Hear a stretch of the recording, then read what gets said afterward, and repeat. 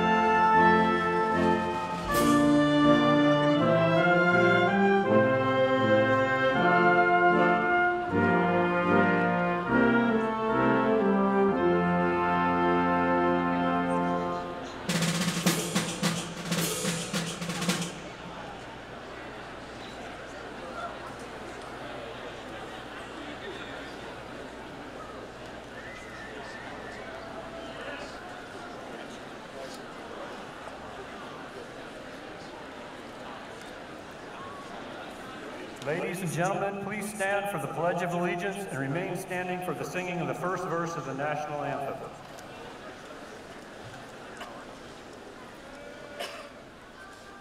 I pledge allegiance to the flag of the United States of America and to the republic for which it stands, one nation, under God, indivisible, with liberty and justice for all.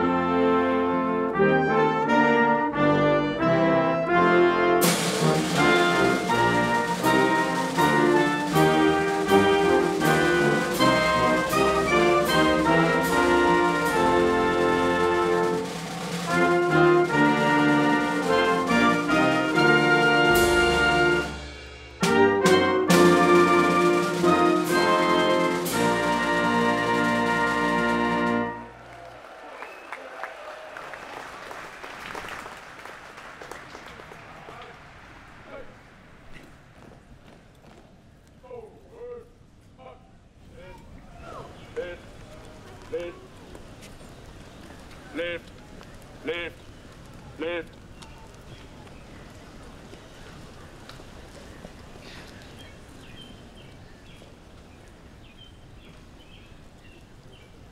Please be seated. The President of the University.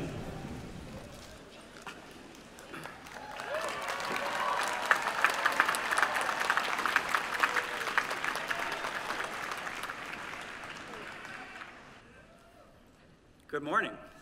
Mr. Rector, members of the Board of Visitors, colleagues, family, friends, and the class of 2019.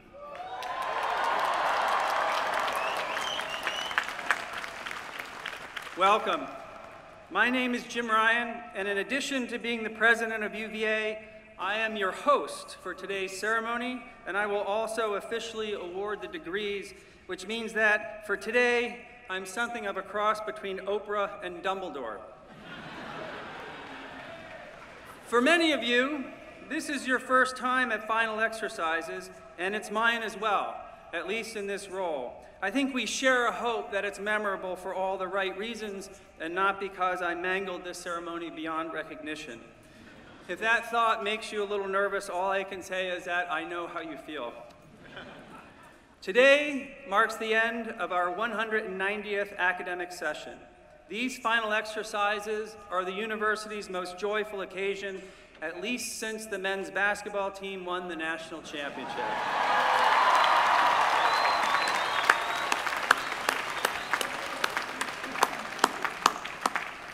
But we're not here today to celebrate my personal and critical role in securing a national championship in my first year as president. No. We're here today to confer degrees on the candidates from the College and Graduate School of Arts and Sciences. Before we begin, I'd like to recognize members of our leadership team who will either be leaving us or taking on new roles. Tom Katsouleas, our provost, Dr. Rick Shannon, Executive Vice President for Health Affairs, Dory Fontaine, the Dean of the School of Nursing, Alan Stamm, the Dean of the Batten School, and Dr. Marcus Martin, our Vice President and Chief Officer for Diversity and Equity. Each of these leaders has shaped this university in profound ways, and I'm grateful to them for their service, and I ask that you join me in a huge round of applause.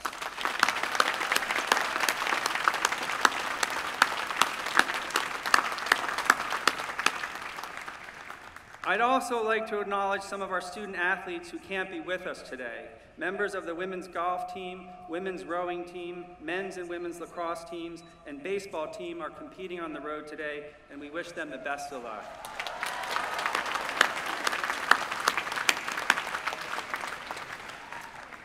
Our music today is provided by the 392nd Army Band from Fort Lee, Virginia, under the direction of Chief Warrant Officer II, James H. Landrum. Please join me in a round of applause for the band.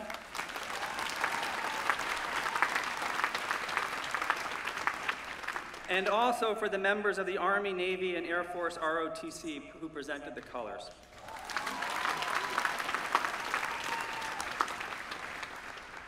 I'd like to extend my sincerest congratulations and gratitude to all of the parents, grandparents, brothers and sisters, aunts and uncles, other family members and friends in the audience today. Together, you have supported our graduating students in countless ways, including financially, emotionally, and gastronomically.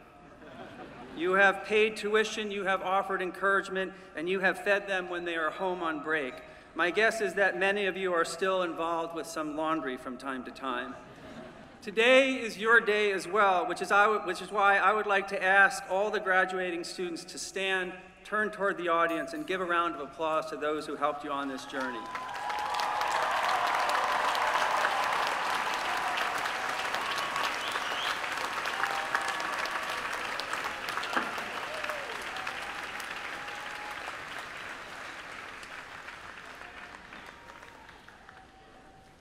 I'd like to thank the staff who work hard all year and who have worked tirelessly to make graduation special for all involved. They too deserve a huge round of applause.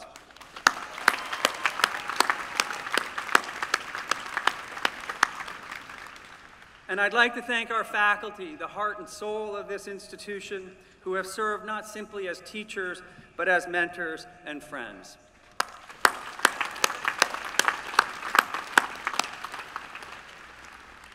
Finally, congratulations to the class of 2019, which is by far the most outstanding graduating class I have seen as a president of the university.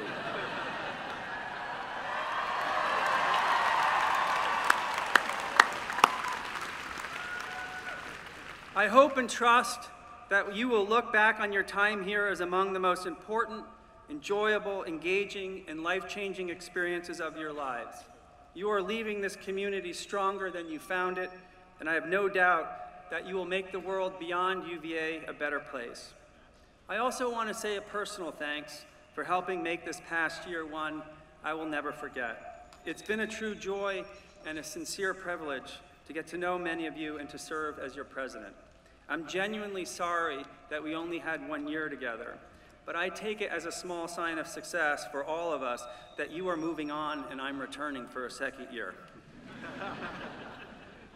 And now let us begin this ancient and honorable ritual through which we shall recognize your achievements and welcome you into the company of superbly educated citizen leaders. Thank you.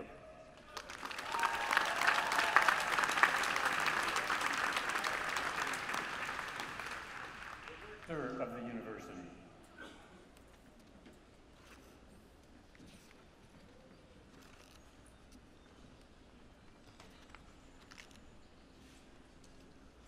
How magical a sight this gathering is to behold, both in vision and in spirit.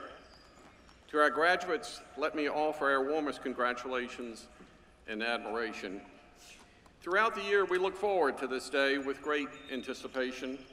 For today, we see the culmination of years of dedication, and we sense the possibility of your future. We are thankful for your decision to attend this university in the first place, as you have contributed mightily to its uniqueness. You have made this university your own, and it is better as a result. Today is a day of joy for you and for those who have accompanied you on this journey as you complete this phase of your education and this chapter of your life. And there is much for which we are all grateful in your arrival to this day. Most importantly, the person you have become, as well as the constant support of your families, your friends, and your fellow students, and the extraordinary dedication of our faculty and staff. Today is also, in the truest sense, a day of hope. And it is the hope we have for you and the hope you give to us and others that I want to acknowledge. For you see, hope is one of the fundamental emotions that sustains one's life and that of our society. Without hope, little is possible.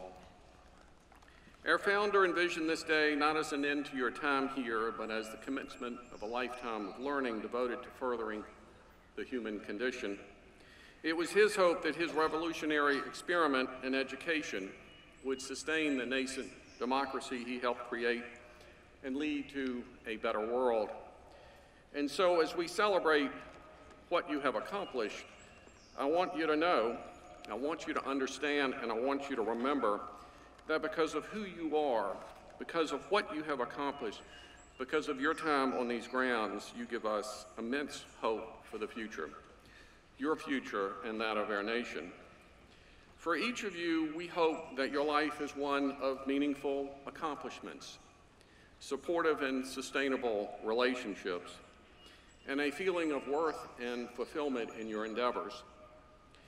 We hope that whatever path you choose in life, you never fail to remember the importance of service to your fellow human beings, because it is your calling after earning a degree from this university, as well as the genesis of everything we hope for each of you.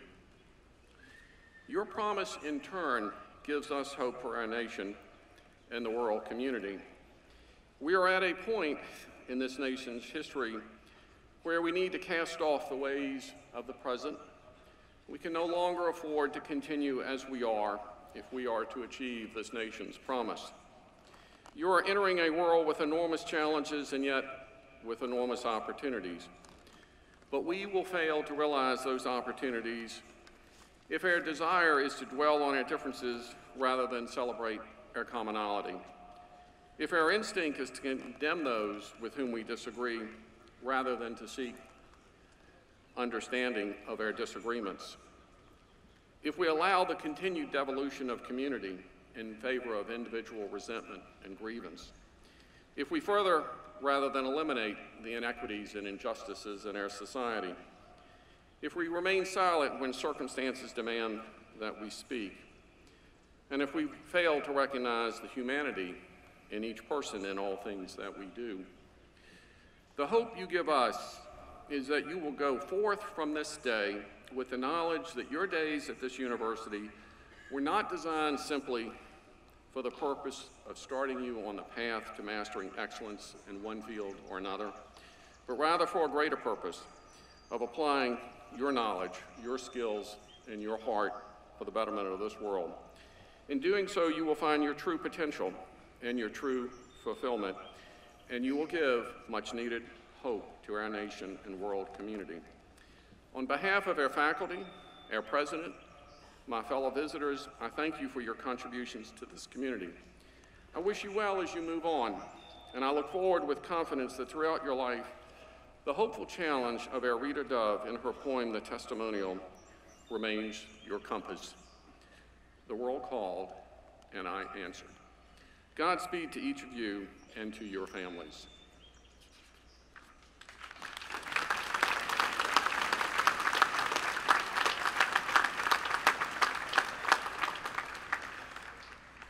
Our keynote speaker today is an enormously active and engaging member of the faculty, and I am genuinely honored to introduce him. Cameron Redd graduated with a BA from the college in 2005. He was an Echo Scholar, a member of Alpha Phi Alpha fraternity, a peer health educator, chair of the Cultural Programming Board, and one of the very first summer orientation leaders. He received a JD and Health Law Certificate from Loyola University, Chicago School of Law, and an MD from Wake Forest School of Medicine. He completed his residency in internal medicine at New York Presbyterian Hospital and received additional training at Johns Hopkins. He is Assistant Professor of Medicine and Public Health Sciences at the School of Medicine, the Director of Health Policy and Equity in the Department of Public Health Sciences, and practices as a hospitalist in the Division of General Medicine, Geriatrics, and Palliative Care. In 2016, Dr. Webb was selected for the year-long White House Fellowship Program, which gives firsthand experience in the process of governing the nation, working both for the Obama and Trump administrations. Throughout his career, Dr. Webb had used his knowledge of both medicine and law to study and advocate for the needs of underserved and marginalized communities, with a particular focus on the intersection of health and social justice. He helped lead 200 Black alumni to support efforts in Charlottesville to strengthen the community after the events of August 11 and 12, and co-authored an open letter to the class of 2021 about the Who's Against Hate initiative. He also serves on the boards of directors of Doctors for America and the Boys and Girls Club of Central Virginia. Most importantly, and perhaps his greatest achievement, is that Cameron is married to Leanne Webb, who is also a medical doctor, who tomorrow will receive her 3rd degree from UVA.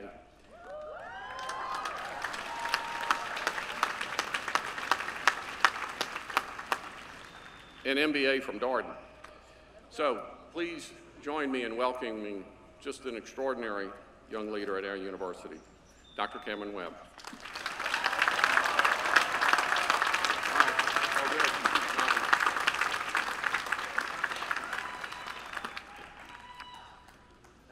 I can already tell you guys like my wife more than you like me. Thank you so much, Mr. Rector, for that kind introduction. To President Ryan, to the Board of Visitors, distinguished faculty, to the proud alumni, and most importantly to the members and guests of the University of Virginia class of 2019. Thank you so much for this blessing and this honor to join you today for this momentous occasion.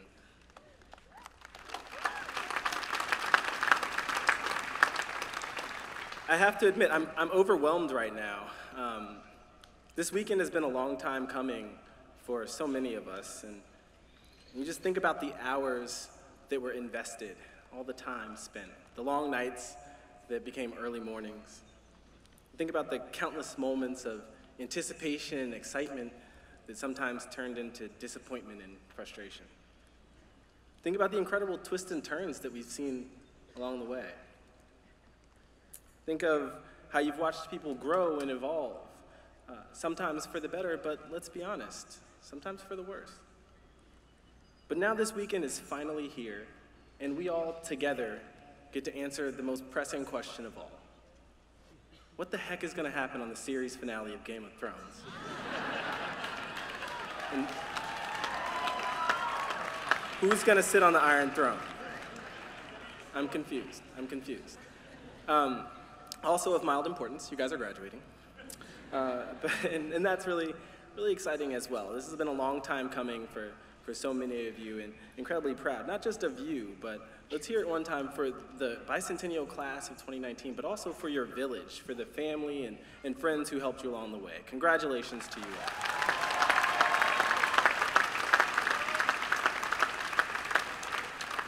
Now, as a UVA alum, it's impossible to be here on the lawn for finals weekend and to not really soak this in and be transported back to your own graduation. And the commencement speaker my year was Dr. Vivian Penn. She's a renowned physician and scientist, a longtime leader at the National Institutes of Health. She absolutely has earned her place in the pantheon of great UVA alum. She even has a building named after her over at the School of Medicine. And yeah, for Dr. Penn. And in the years after my graduation, I'm blessed to have forged a friendship with Dr. Penn. And a couple of weeks ago, I reached out. We had a chance to connect and talk about her own experience as the commencement speaker. It gave me an occasion to look back at her remarks 14 years later with fresh eyes and to see what really I could lift from that now, some years removed from graduation. What I found was something that really struck me, a particular paragraph where Dr. Penn was describing the Human Genome Project and the sobering realization that we humans have roughly the same number of genes as fruit flies. Now, that being said, she still reminded us of a really important human characteristic that differentiates us from fruit flies. There are a couple, but one in particular. We can learn from the past, we can live in the present, and we can keep an eye on the future, she said. So here, 14 years after she made those remarks, I believe that this moment, this day, this graduation accomplishment is best experienced through the lens of that uniquely human relationship with time. Today, as you punctuate another transition out of one phase of life and into another, you have the rare opportunity to seamlessly connect with who you were, who you are, and who you will be.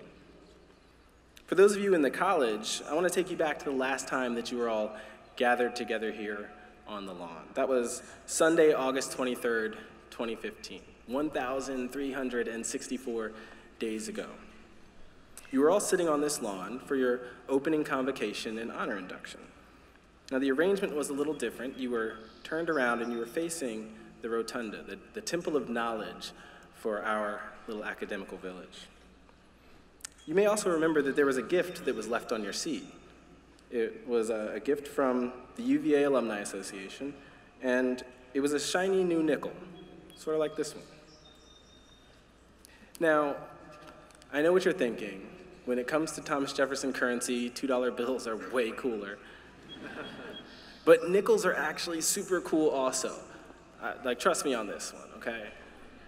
And the first thing is they're the only American coin with a forward-facing presidential bust on the coin. Secondly, the name is a little bit misleading because they're only 25% nickel, but 75% copper. They should be called a copper. Next, they actually cost more to produce than they're worth. They cost about 7.5 cents to produce, and they're worth 5 cents. And then my favorite is how for the past 14 years, it's illegal to melt down nickels or to transport more than $5 worth of nickels out of the country. And that's because of the rising costs of copper and nickel, and they don't want us realizing that they're worth more as melted down metal than as actual nickels. Coins in general are cool. The study of coins is called numismatics. And real quick, how many sides of a coin are there? You're wrong. You're loud and wrong. There are 3 sides of a coin. The front side is the obverse. That's heads. It's the face of the coin. The back side is called the reverse. That's tails. And the third side is often forgotten. It's that edge that runs circumferentially all around the coin. So why did I just spend so much time telling you about nickels and coins? Well, it's because you can get a lot out of this moment, out of this day, your graduation from UVA, if you think about it being a lot like that nickel you got at opening convocation. On the obverse, on the front side, you got that portrait of Mr. Jefferson, kind of that figure of our university that you're staring squarely in the face. On the reverse, on the backside, you're looking at Monticello. That's the manifestation of the life that Mr. Jefferson had the vision, the creativity, and the drive to create for himself. That's where you're headed. That's where you will be. But on that third side, on the edge, it's completely blank. It's seemingly only a transition space from one side to the other. But when you stand that nickel up, or you spin that nickel around, you realize there's actually some substance there. Today, in this moment, I want you to realize that you guys are standing on the edge of a nickel, and that there's a lot of power and potential in this space. As Dr. Penn put it, living in this moment means that you're simultaneously having the opportunity to learn from your past while keeping an eye on your future. Let's start with learning from your past. How can you use this moment to reflect on your years on these grounds and really connect with their impact on you? What did you glean from your time staring Mr. Jefferson and his university squarely in the face? Now, I had the honor of living in a dorm named Webb in my first year at UVA. It's named for the same person for whom Watson Webb is named today. I was the Webb in Webb. But I say that it was an honor because that dorm is named after my great-great-grandfather. I'm just playing, y'all. That's not true. It's completely and utterly false. I have no known familial relationship with Professor Robert Henning Webb. But that's a little alternative fact that I used to tell my suite mates back in 2001. I bring up Webb Dorm and I bring up my suite mates because a big part of where you have been these last few years is building really important relationships with others through shared experiences, through commiseration, and sometimes through long-running inside jokes. Like how I met Orrin on a basketball court in Slaughter, and 6 years later, he was the first person I asked to be a groomsman in my wedding. Or how I met Mia in my peer advising group through the OAAA, And years later, when she had her daughter, she did me the honor of asking me to be one of Neve's godfathers. Or Leanne, who lived in Dungleson. She's the girl who I begged to study with me for chemistry because she was so smart and studious and good looking. And how Leanne is now my bride of 10 years next week, and how she's the mother of our 2 children.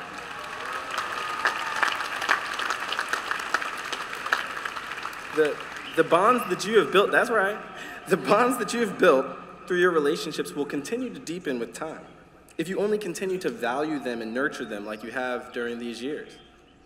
Now, beyond socializing, there was certainly an education for you here at the University of Virginia. In fact, back when you arrived, that's the only thing that you knew for certain that you were going to receive. Now, you may not have known precisely in which subject you would study, but you knew that you could reasonably expect that in these years, you would have some depth of exposure in some field of inquiry.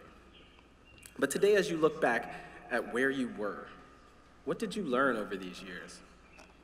Not your scores on exams or the masterful papers you wrote, not what's on your transcript, but what did you actually learn? Through your coursework, you tackled the substance of what would become your degrees in government or economics, African American studies or anthropology, sociology or psychology. But each semester, every day, through your struggle and your success, your challenge and your commitment, you earned so much more. You earned a degree of humility and a degree of sacrifice, a degree of perseverance and a degree of thankfulness, a degree of self-reliance and a degree of self-awareness, a degree of swagger and a degree of sophistication. While you deepened your knowledge in your respective fields, you actually sharpened the person you were into the person you are. Finally, what did you accomplish while you were here? What was your UVA legacy? Hey, buddy. We all inhabit these spaces on grounds for but a moment, just a moment. And we're fiduciaries of an ethos. We are stewards of our university's ideals. And in the time you all were here, you led, you created, you helped UVA evolve into its next and better self. You stood united against hatred and bigotry, and you spoke up for greater inclusion and awareness. You helped make history, energizing our men's basketball team along their path to becoming national champions. You did these things not as individuals, but you did them as a collective body. You proved the power of collective purpose and passion. So when you look at the diploma you'll receive in a couple of hours, remember all that it truly stands for. Remember how you walked on these grounds surrounded by complete strangers, but you left with new family members and lifetime friends. Remember how you turned tragedy into triumph, showing the world time and again who we are and what we stand for. Remember how you came in full of potential, but walked out as scholars and innovators, as activists and champions. Remember that this chapter of your life is closing, but this ceremony is called commencement, because this is just the beginning. Remember that you are just getting started.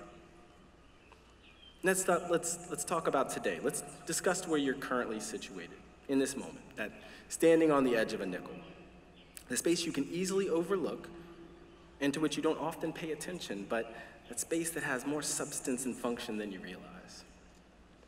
There's a word that I use not infrequently in my time as a medical anthropology major here at UVA. That word is liminality. It's derived from the Latin word meaning threshold, and it's the transitional period or phase of a rite of passage during which the participant lacks social status or rank, they remain anonymous, they show obedience and humility, and they follow prescribed forms of conduct, dress, etc. Look at yourselves. Herded onto this lawn, wearing these formless gowns and these awkward, though expertly decorated caps. This is liminality. And one thing that's well accepted is that in those liminal moments, there's a transformational power in those transitional periods, if only you recognize the moment. In the years since I graduated from UVA, I've had quite a few transitions, from undergrad to grad school, from grad school to med school to law school back to med school to residency to the White House. Are you confused about what I've been doing with my life? Sometimes I am too. But I want to focus on one transition in particular to help really illustrate how powerful these moments can be if you really focus on them. Now, you heard earlier that I was a White House fellow, but that only tells part of the story because I was actually a White House fellow in a presidential transition year in 2016 to 2017. So I walked into the White House knowing that there was going to be a change in my commander-in-chief. For those first 5.5 months, working in the Obama administration was absolutely amazing. In my work on President Obama's My Brother's Keeper initiative, I had the opportunity to do some really great and important work, but to also meet some really incredible people. I had meetings with Kobe Bryant and Eric Holder, Jay Ellis, Kofi Siriboe, Al Sharpton, Eric Holder, D.L. Hughley, the entire Detroit Pistons basketball team. Now, I did meet with some non-black people too, but I'm doing this for the culture right now, so.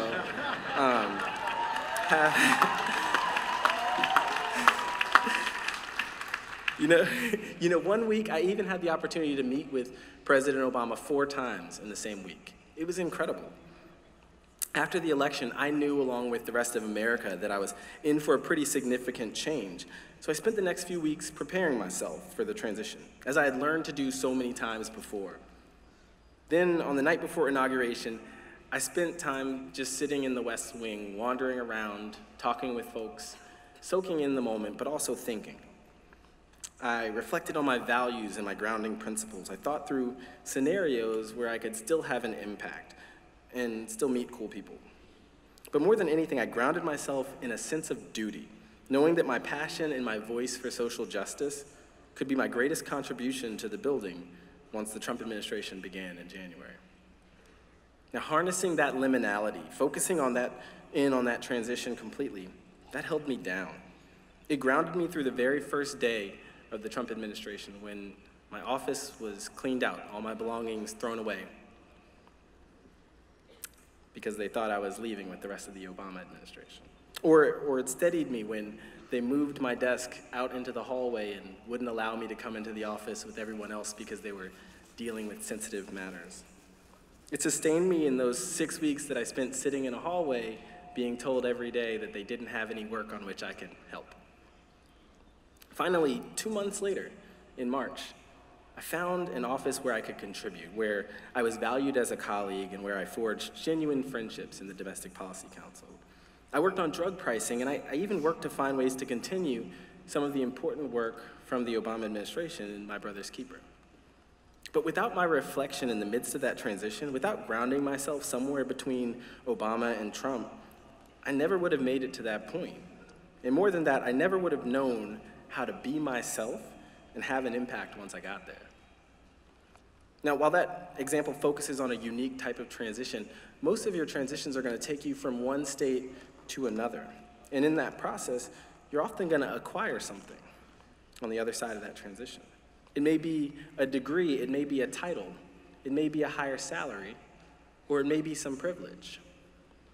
Oh, snap, here we go.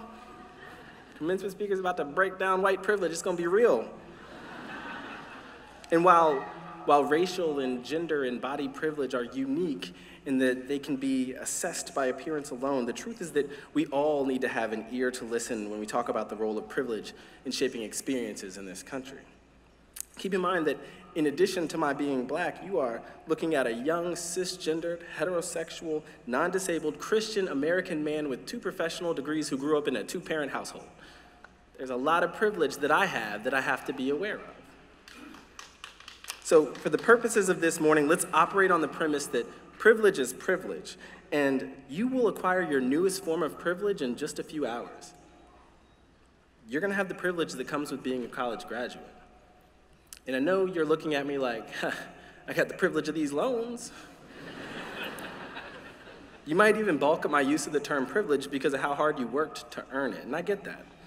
But the truth is that the privilege that comes with being a college graduate, it plays out in a lot of unexpected places. After all, only 31% of adults over the age of 25 have a bachelor's degree. That's less than 1 in 3. And compared to a high school graduate, you're half as likely to be unemployed, and you're gonna earn about $22,000 more per year, an income gap that's actually gonna grow with time.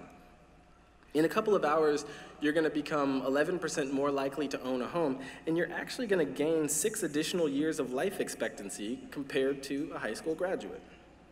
The privilege that I'm describing with regard to your identity as newly minted college graduates is that society gives you an outsized benefit for that status. More than that, it gives you that benefit often at the expense of someone else's opportunity or well-being, and cycles continue. So in this transitional period, in this last phase of your rite of passage, in the midst of your liminality, what will you do? What transformational energy will you harness? What commitments to yourself will you make as you learn from your past and look to your future? Will you be willing to set aside your newest privilege and instead stand up, speak out, and commit yourself to prioritizing equality and justice? The choice will always be yours, but how will you act? Who will you be? And that brings us to the final side of our coin, the reverse, the backside, tails. Now, going back to our nickel, that's the side with the depiction of the west facade, the iconic back of Thomas Jefferson's Monticello. Just as Jefferson spent over 4 decades designing, dismantling, and reimagining his estate, how will you conceive, execute, and inhabit the future that awaits you? Now, I want to build on this historic symbolism of UVA commencement for a moment. We talked about how at your opening convocation you returned facing the rotunda, and today you sit facing the opposite direction. If you remove Old Cabell Hall and the South Lawn from today's backdrop, you realize that the notion was to have you facing outward into the world that awaits you. Now, the road ahead will not always look like those paved streets behind you, like Emmett Street or University Avenue. They won't always be lined with the comfort, convenience, and fun of the corner. Instead, the road ahead will look a lot like the environment that's surrounded you through your years in Charlottesville, like these Blue Ridge Mountains. Now, believe me, there will be mountains ahead. Not a single indomitable mountain, but a series of seemingly sloping hills. Sometimes beautiful scenery from a distance, but often tiring and treacherous when you try to traverse them. Now, I remember one particular mountain just before I came to UVA in 2017. No, not figuratively, it was really a mountain. I was on a trip to South Africa with a group of White House fellows, and we went to do a hike on Lion's Head Mountain in Cape Town. It has a summit of about 2,200 feet, takes about 90 minutes to hike. The way up was fantastic. I was surrounded by friends, full of energy, taking in the scenery. We get to the top and snap some pictures, post on Instagram, done and done. But shortly after starting the hike back down, I get to a scramble and I carelessly go to descend. I slip, I tumble down the scramble, about 30 or 40 feet or so. My careening body amazingly comes to a stop 2 feet from the edge of the mountain. As I lay there in pain and disbelief, a French passerby mutters something about me being a stupid American. I get up, I dust myself off, and I limp back down the mountain, feeling absolutely awesome. But I learned something from that tumble. Something hit me, and I'm not talking about one of the many rocks that hit me on the way down. I realized that I slipped and fell because I was wearing a pair of old Nike Flyknits that had no grip. That I moved too quickly and too carelessly on my way down, that falling felt terribly, and that next time I would be better prepared. I realized that when it comes to mountains, you really have to know how to climb, or else you're more likely to fall. These mountains ahead of you are similar. You have to know how to climb, and with what tools, or else you're more likely to fall. Let's be real, you're gonna fall sometimes anyway. But what can you do to minimize that risk, or to make your tumble a little more forgiving? Now, on their website, REI has the 10 essentials for safety, survival, and basic comfort for climbing mountains. And we're talking about real mountain climbing, not hiking small things that I still couldn't do without injury. Their list includes navigation like a map or a compass, sun protection, insulation, illumination, first aid supplies, fire, a repair kit and tools, nutrition, hydration, and an emergency shelter.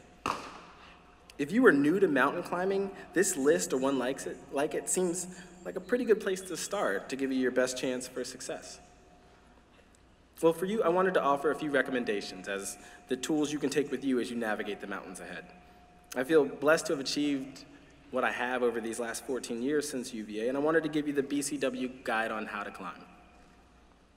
First, be authentic. It's a lot like navigation, actually. Know your true north. When you come to a fork in the road, you have multiple opportunities in front of you, or when you have a difficult decision to make about how to move forward in new or challenging spaces, keep in mind that you never have regrets if you stay true to yourself, true to your values, and true to your dreams. Second, find mentors. I think this would be the illumination on REI's list. And while there's no other person who shares all the unique components that make you you, there are always people who have climbed mountains before you and who can give you some insight on how to best tackle yours. Do yourself a favor, keep those folks around to help light your path. Believe me, you'll save yourself a lot of time by avoiding the missteps they made when they climbed. Third, iterate. It's kind of a mix of those first aid supplies and the repair kit and tools. Like I said before, you're going to fall. You'll take your lumps, and both you and your tools may seem broken at times. But in order to move forward, you have to patch them. You have to patch yourself up and try again. You've already learned that nothing worth having comes easily.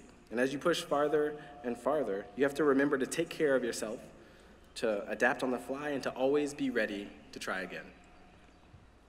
Fourth, cross-pollinate. That's like nutrition from REI. Diversity of thought is such an incredible driver of organizational and individual success, and people in different places think differently. After Charlottesville, I went to North Carolina, then Chicago, New York City, Washington, D.C., back to Charlottesville, and I picked up so many new and different ways of thinking along the way. You can find diversity of thought in one place, but you find a lot more if you look in new and different places. Don't be afraid to branch out or take advantage of the learning opportunities wherever they may be. And finally, lift as you climb. I'm talking about reaching back and lifting someone up who's on their way up behind you. Now, this would be that provision of fire in REI's list. And it sounds like added work, it sounds like extra credit, but it's actually life-bringing. You learn so much by looking back, by reaching back, and helping someone else along. That's one way that you can put your privilege, including your privilege as newly minted college graduates, to work by making life better for others. And after all, as Pharrell said yesterday, that's the only way to make life better for yourself. It also can give you one way to keep in touch with how far that you've gone, to give yourself that fire and that energy to make it on your next steps ahead. So be authentic, find mentors, iterate, cross-pollinate, and lift as you climb. I'm not saying that it's a sure thing for success, fulfillment, and a peaceful and happy life, but I do think that by keeping these concepts in mind, you really increase your odds for safety, survival, and basic comfort while you climb. Now, my time up here has long since run its course, and sorry but not sorry. They gave me the mic, so they messed up. But I know that you guys have hats to throw and hugs to give. You have diplomas to receive and selfies to snap. So in closing, I just want to share with you the great optimism that I have for you all as you move forward. We have so much to be grateful for in our lives, in our nation, and in our world. I want to lead with that because I believe it in my heart. In so many ways, people are living better lives all around the world today than at any previous point in human history. But I have to acknowledge the enormous challenges that we still face in our nation and our world. Like how we face a crisis of economic mobility, how the chance is no better than a coin flip that you all will earn more than your parents did. Or how men continue to perpetrate absolutely unconscionable assaults on the physical and policy assaults on the bodies and on the rights of women.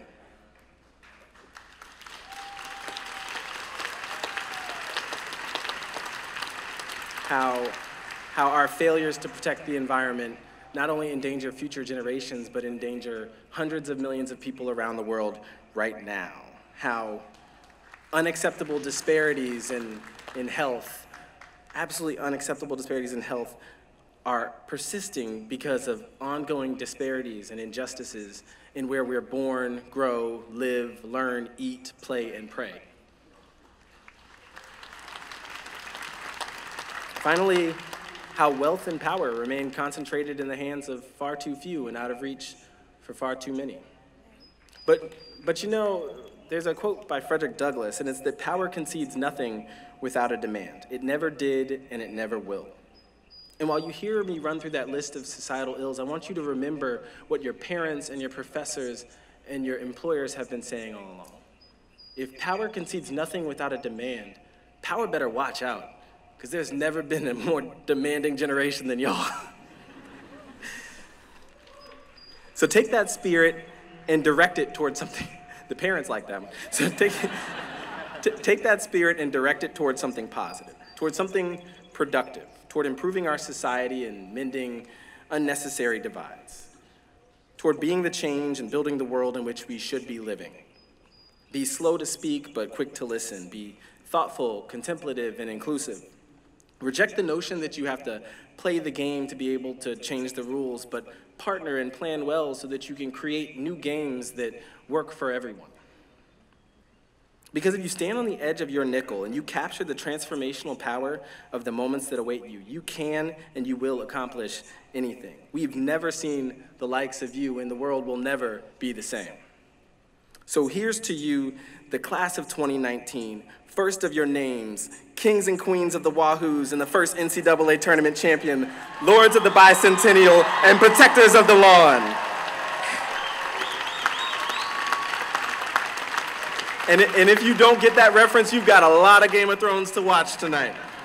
So thank you for all that you've done and all that you will do. Best of luck and journey well.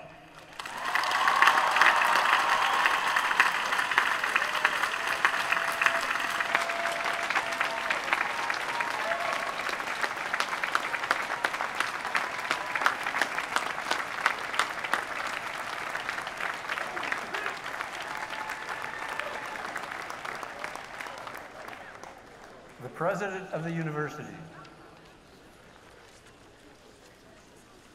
Thank you, Dr. Webb, for those great remarks. One more round of applause, I think.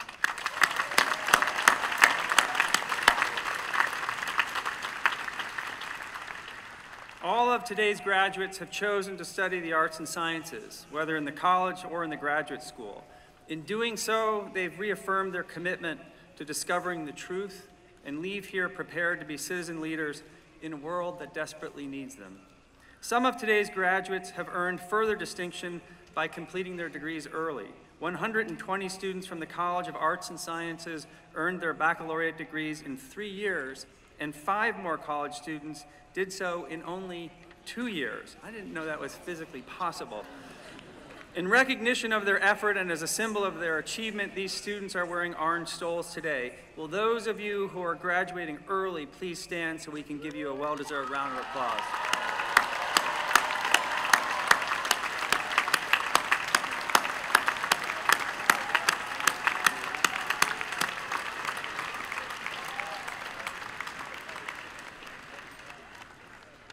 I'd also like to recognize and congratulate the more than 400 students who are the first in their families to graduate from college this weekend.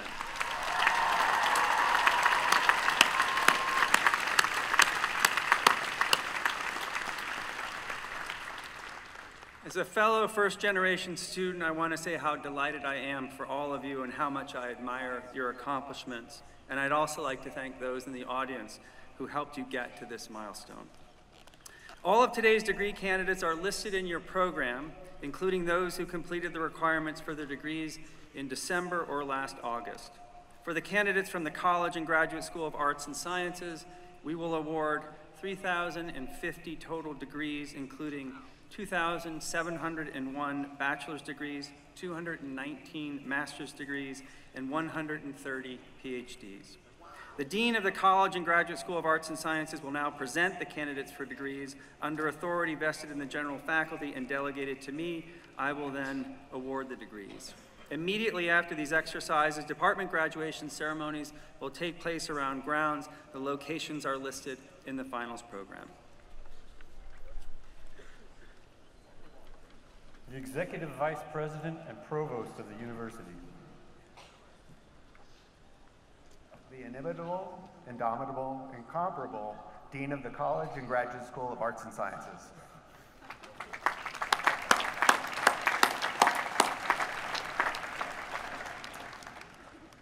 The candidates for the degree of Doctor of Philosophy will please rise and remain standing.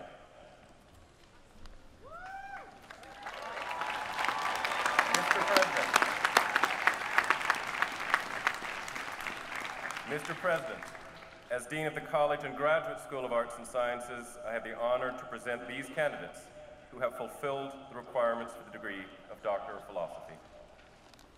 I confer upon you the degree of Doctor of Philosophy with all the rights and privileges thereunto belonging. I welcome you to the ancient and universal company of scholars. The Doctors of Philosophy will please be seated.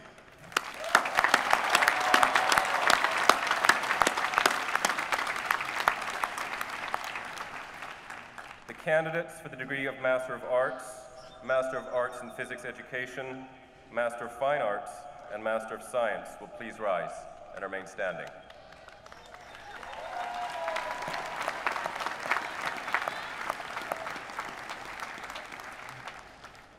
Mr. President, I have the honor to present these candidates who have fulfilled the requirements for the degree of Master of Arts in Physics Education, or Master of Science. I confer upon you the appropriate master's degree with all the rights and privileges thereunto belonging. I charge you to apply the knowledge you have gained in ways that advance social good and promote humane values.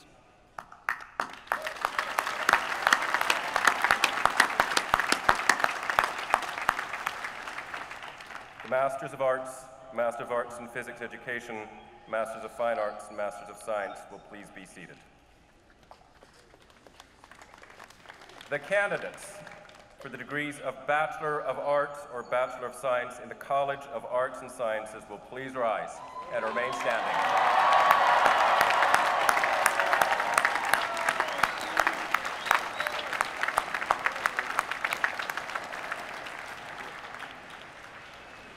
Mr. President, I have the honor to present these candidates who have fulfilled the requirements for the degree of Bachelor of Arts or Bachelor of Science in Arts and Sciences.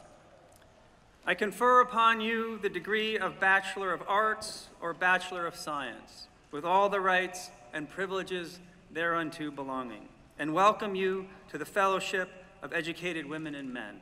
I charge you to pursue truth in all of your endeavors and to apply the principles of rigorous inquiry and civil discourse in your professions, in your lives as public citizens, and in your engagement with the cultures in which you live. You wait a long time, take as much time as you want to applaud them.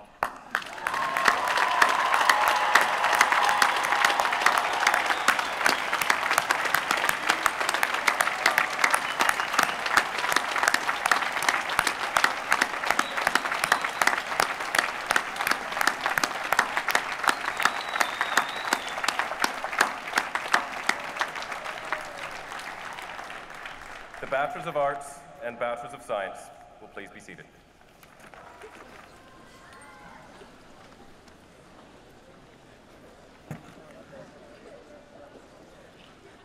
The Chair of the University of Virginia Alumni Association Board of Managers.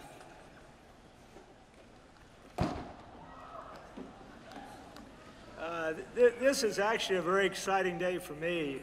I finally got to walk the lawn.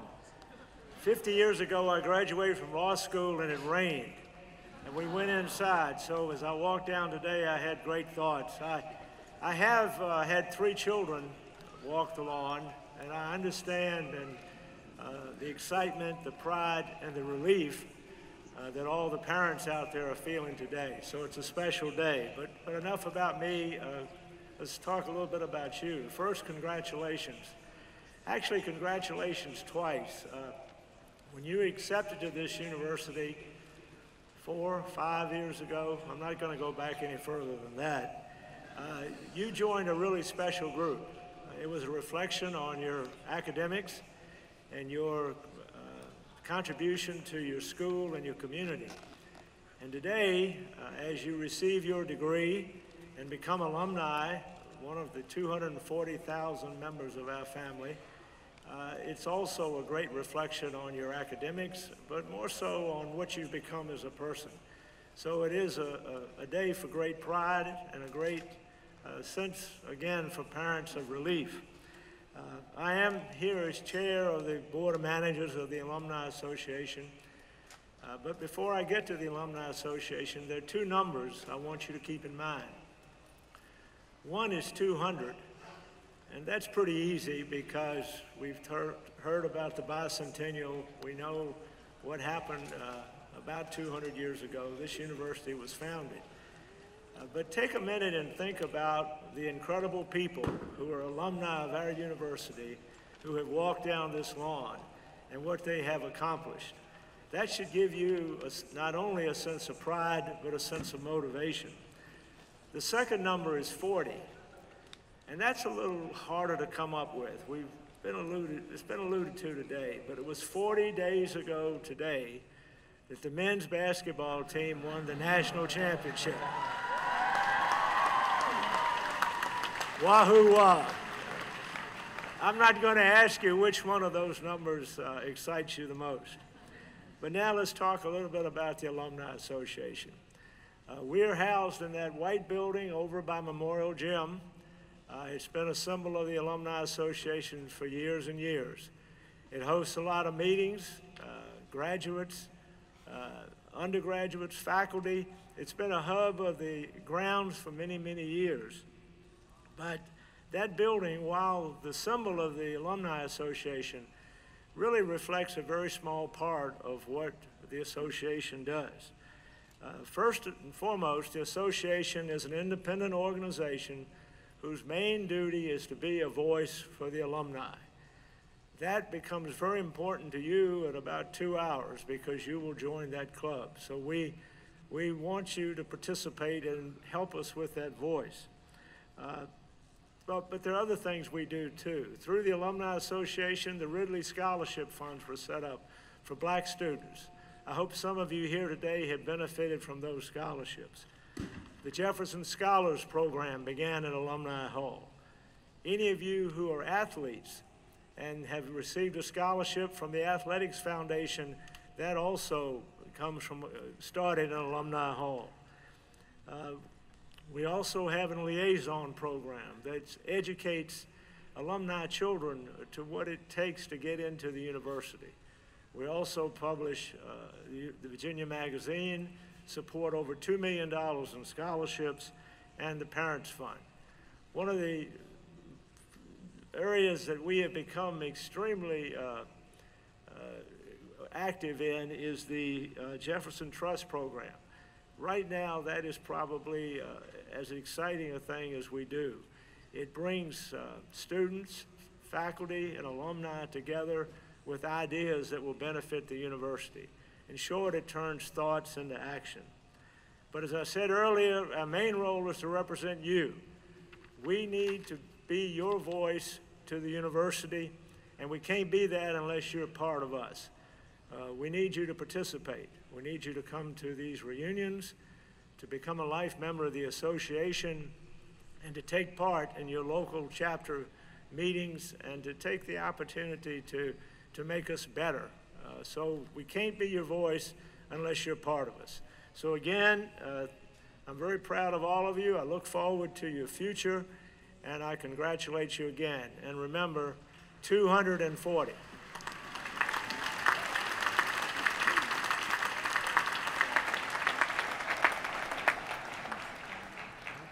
The president of the university. We're getting close. Thank you, Mr. Smith. We're fortunate, as you know, to have a strong and tight-knit community of alumni whose time on grounds profoundly shaped their lives. And I'm grateful that so many of those alumni have worked so hard and given so much so that others can have the same experience. Those of you who graduate today have benefited from the generosity of alumni, parents, and friends in ways large and small. And I want to thank all of you who have already joined in this tradition through your class gift.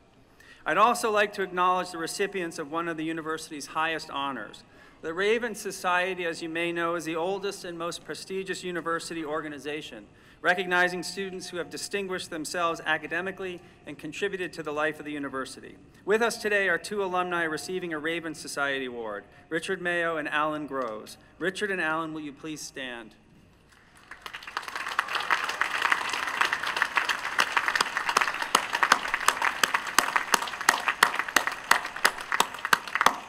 Thank you. At this point, I'm the only person keeping you from your school ceremonies and celebrating with your family and friends, which is why I'd like to spend about 45 minutes going over a few things. Actually, I just have one more thing to say to you. But before that, I know that this is your day, but I wonder if you could indulge me and do me a favor. Today is my daughter Phoebe's 13th birthday. I know, and as delighted as I am to be with you, I'm sad that I'm not going to be with her. She's in Massachusetts with my wife Katie and our son Ben, who's finishing up his senior year, so they've been in Massachusetts all year. So I'm not going to be with her today on her 13th birthday, and I'm wondering if I say 1, 2, 3, we can all say happy birthday to Phoebe, and maybe she'll hear us in Massachusetts. Does that work? Okay.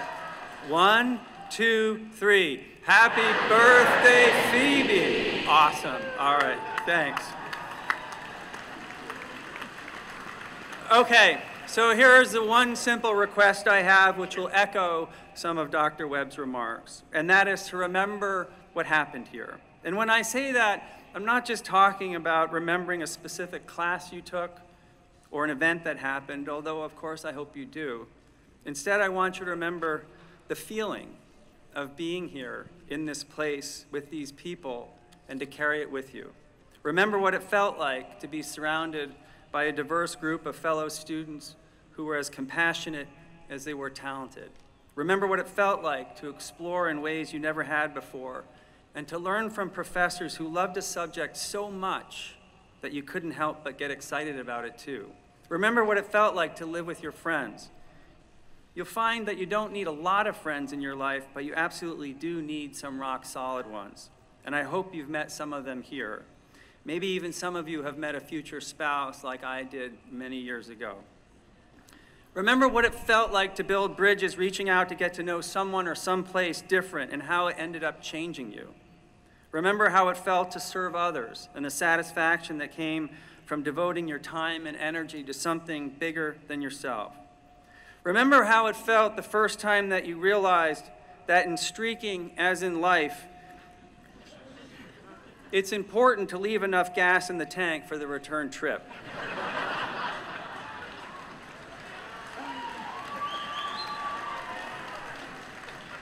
So I've been told. If you remember all of this, I have no doubt that you will carry with you the very best of this place as you face with courage and purpose the road ahead, a road which will, at various turns, be beautiful, tragic, joyous, and challenging. And should that road ever lead you back to Charlottesville, please know that we'll leave the lights on for you. And finally, I hope you remember the words to this song, which you are about to sing for the very first time as graduates of the University of Virginia. Congratulations, class of 2019, and good luck.